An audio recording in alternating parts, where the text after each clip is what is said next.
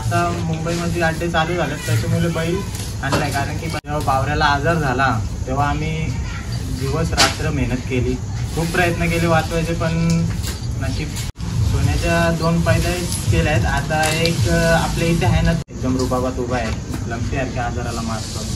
आता हा 11 तारखेला खिडकालीला हे दोघे, तो नवीन पाकड्या घेतला तो पण, आणि हा एक जोकरला पण लंपी झाली होती. अक्षरशः बावऱ्यापेक्षा त्याची कंडिशन खराब झाली होती, पण त्याला पण सुधरवलाय. नवीन खरेदीचा शोध चालू आहे, पण सकाळपासून त्याच्यासाठी आलो होतो, पण तो आता बघायला आम्हाला त्याचा आशीर्वाद झाला. खूप चांगली गोष्ट आहे आम्हाला. नमस्कार दादा, खूप दिवसानंतर सोन्या आज सोनापाड्यामध्ये आलं, काय सांगायचं होतं? सोन्याला लंपी झालेली आणि आपल्या इथे ऑलरेडी एक बैल जॉब झालेला, तर लंपीच्या भीतीमुळे आपण बैल घाटावर पाठवलेला. कारण की घाटावरचं वातावरण जरा चांगलं असल्यामुळे तिथं आपण बैल पाठवलेला. आणि तिथला जो डॉक्टर आहे ना, तो म्हणजे आमच्या सोन्याला पहिल्यापासून तो ट्रीटमेंट करत आला, आणि तो ट्रीटमेंट केली की बैल लवकर बरा होतो, त्याच्यामुळे बैल घाटावर पाठवलेला. आणि आता मुंबईमध्ये अड्डे चालू झालेत, त्याच्यामुळे बैल आणलाय. कारण की बैलाची तब्येत देखील तुम्ही बघू शकता की थोडी खराब झाली, थोडी बैलाची तब्येत पण लक्ष देण्यासाठी त्या बैल आपण उतरवलेला आहे. दादा, सोने तिकडे होता आणि छोटा घरी होता, तर मोठं सोने किती मिस करत होता? नक्कीच मिस करत होता, कारण की हा एकटाच पडलेला इथे, आणि नुसता आम्हाला जेव्हा आम्ही सकाळी इथे यायचो ना, तर आम्हाला बघून हंबरायचा, म्हणजे त्याला एकटेपणा वाटायचा इथे.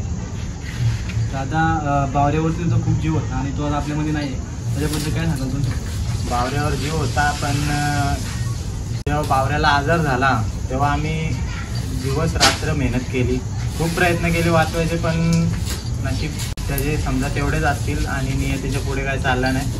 नक्की बावऱ्याला आम्ही मिस करतोय आणि करत राहणार. तर या 2 नंदीबद्दल माहिती आहे ना? जो हा नंदी आहे पाकड्या, जो समीर भैया आहेत इस्लामपूरचे पत्रीवाले, त्यांचं आहे. त्यांनी आपल्याला मैत्री खातीर दिला आहे पलवायला, की तुम्ही घेऊन जावा मुंबईला आणि पलवा. तर त्याच्यामुळे आपण तो बैल आणलाय. आणि हा बैल आपल्याला घाटावर चांगला पलव होता. एकदा जोकरच्या गटात यांनी चांगली जोकरची गाडी मारली होती अंतराने, आणि त्याच्या आधी पण आमचं याच्यावर लक्ष होता.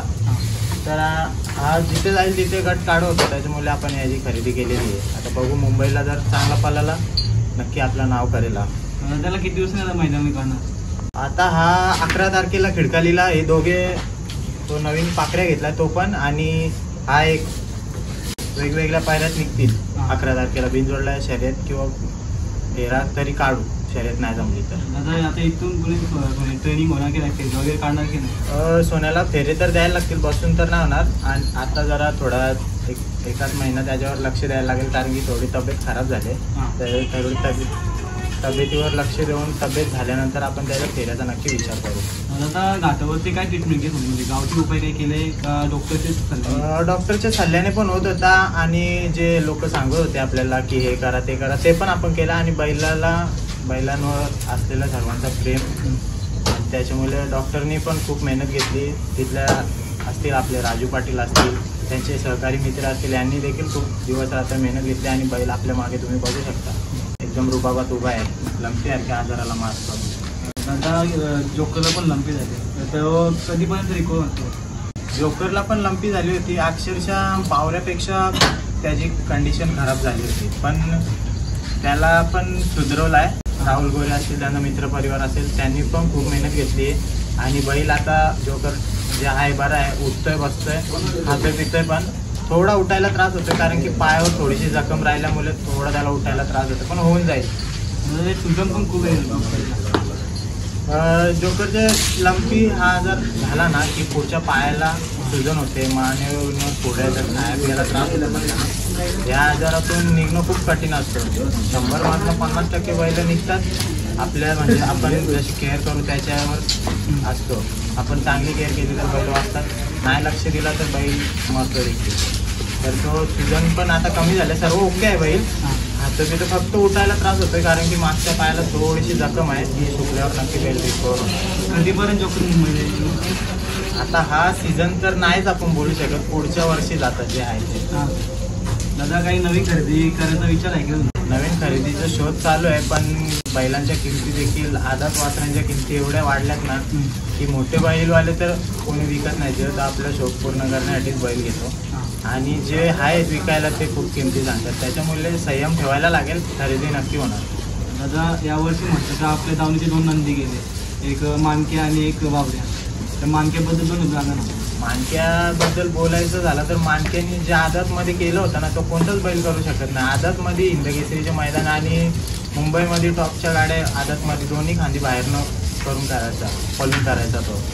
मानक्या आमच्या दावणीचा हिरोच होता. आणि बावऱ्या बोलायचं झालं तर बावऱ्या मागच्या वर्षीच आपण घेतले होता दिवाळीला आणि ह्या वर्षी आपल्याला सोडून गेला. याचं खूप दुःख वाटतं, कारण की 1 वर्षात बैल चर्चेत आला होता आणि नुकताच ह्या वर्षी अजून चांगल्या गाड्या केल्या असत्या, पण नियतीलाच मान्य नसावं, त्याच्यामुळे बावऱ्या आपल्याला सोडून गेला. दादा मानकीची एक तुमच्या आठवणीची एक कोणती असेल का? मानक्याच्या आठवणीतली शर्यत बोलायचा तर लक्ष घाटावर आणि मुंबईमध्ये 1 नंबरची जोडी बोलली तर लक्ष त्यांची गाडी मारणं ही अशक्य होती.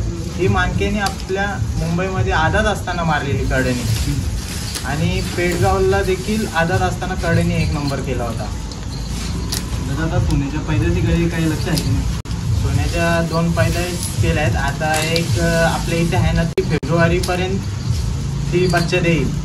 आणि अजून एक घाटावर आहे, तिचं काय ब्रीडिंगचा आपल्याला माहीत नाही डेट वगैरे, तर ती एक आहे. 2 पैदास आपल्याला दिसतील. दादा 3 नंबर सोन्याच्या पण एक पैदास झाले. 3 नंबर सोन्या हा खूप मोठा बैल आहे, म्हणजे असा शर्यतीतला. आणि त्याचा पण देखील थोडा त्रास तो पण काढतोय. दुखापतीचे म्हणजे तो हे झाला आहे, आपल्या पायाला थोडीशी जखम आहे, त्याच्यामुळे तो बैल सुद्धा निघत नाही. नियोजन करणारे पण जे पोरं आहेत ती पण थोडी कामं झालेल्या, त्याच्यामुळे त्याचं नियोजन देखील होत नाही. पण पुसेगावला निघणार आहे. आणि त्याच्या पैदाईबद्दल बोलायचं तर त्याची पैदाई सेम त्याच्यासारखीच झालेली आहे, घरातल्या गायीच्या त्यांच्या. दादा सोनापाटचं नेहमी उंचावून येत राहिलं आणि त्याच्या पाठीमागे वासरं आहेत, तर यांच्याकडनं काय आता अपेक्षा आहे? सोन्याने जो नाव उंचावर नेलं आहे त्याच्या पावलावर पाऊल ठेवण्याचा प्रयत्न हे पण करतील. आणि यांच्या मागे आमची खूप मेहनत आहे आणि आम्ही नक्की प्रयत्न करू की सोनारपाड्याचं नाव राखण्याचा. दादा यांचं रतीब काय?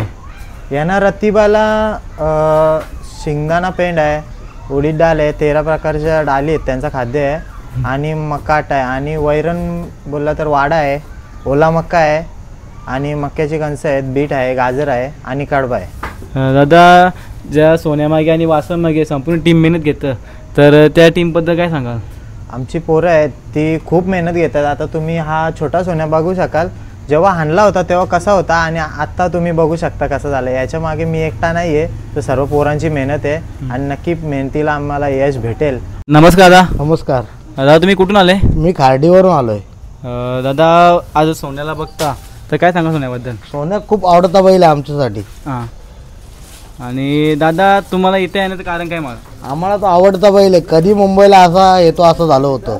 तो आज आला, सकाळपासून त्याच्यासाठी आलो होतो, पण तो आता बघायला आम्हाला त्याचा आशीर्वाद झाला. खूप चांगली गोष्ट आहे आम्हाला. दादा तुम्ही सोन्याच्या शर्ती कधीपासून बघता आणि कधीपासून सोने सोन्याला आज मी 5-6 वर्षापासून बघतोय. हां. उसळण्याचा पहिला अड्डा होता तेव्हापासून त्याला बघतोय मी. खूप आनंद झाला मला.